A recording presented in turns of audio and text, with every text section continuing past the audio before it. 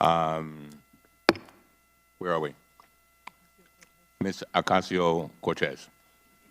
Thank you, Mr. Chair. Mr. Cohen, I'd like to quickly pick up on some previous lines of questioning before getting into my own, so I may go a little quickly to get it all in 5 minutes.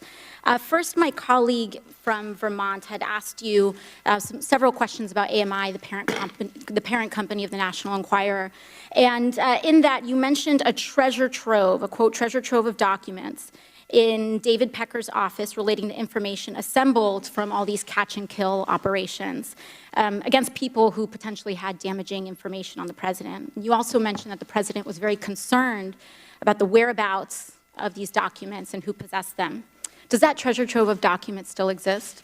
I don't know. I had asked David Pecker for them. So you would say the person who knows the whereabouts of these documents would be David Pecker? David Pecker, Barry Levine, or Dylan Howard. Okay, thank you. Secondly, I want to ask a little bit about your conversation with my colleague from Missouri about asset inflation. To your knowledge, did the president ever provide inflated assets to an insurance company? Yes. Who else knows that the president did this? Alan Weisselberg, Ron Lieberman, and Matthew Calamari. And where would the committee find more information on this? Do you think we need to review his financial statements and his tax returns in order to compare them? Yes, and you'd find it at the Trump org. Thank you very much. The last thing here, the Trump Golf Organization currently has a golf course in my home borough of the Bronx, Trump Links. I drive past it every day, going between the Bronx and Queens. In fact, the Washington Post reported on the Trump Links Bronx course in an article entitled, "Taxpayers Built This New York Golf Course and Trump Reaps the Rewards." That article is where many New Yorkers and people in the country learned that taxpayers spent $127 million to build Trump Links in a, quote, generous deal, allowing President Trump to keep almost every dollar that flows in on a golf course built with public funds. And this doesn't seem to be the only time the president has benefited at the expense of the public. Mr. Cohen, I want to ask you about your assertion that the president may have improperly devalued his assets to avoid paying taxes. According to an August 21st, 2016 report by the Washington Post, while the president claimed in financial disclosure forms that Trump National Golf Club in Jupiter, Florida, was worth more than $50 million, he had reported otherwise to local tax authorities that the course was worth, quote, no more than $5 million.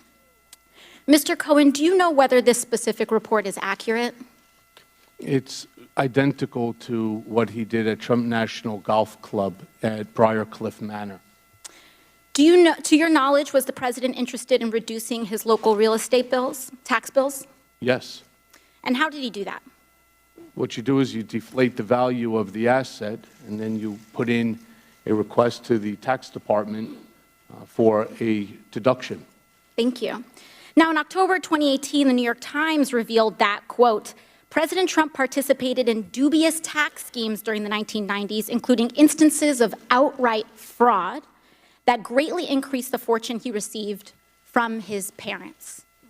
It further stated from Mr. Trump, quote, he also helped formulate a strategy to undervalue his parents' real estate holdings by hundreds of millions of dollars on tax returns, sharply reducing his tax bill when those properties were transferred to him and his siblings. Mr. Cohen, do you know whether that specific report is accurate? I don't. I wasn't there in 1990s. Who would know the answer to those questions? Alan Weisselberg. And would it help for the committee to obtain federal and state tax returns from the president and his company to address that discrepancy? I believe so. Thank you very much. I yield the rest of my time to the chair.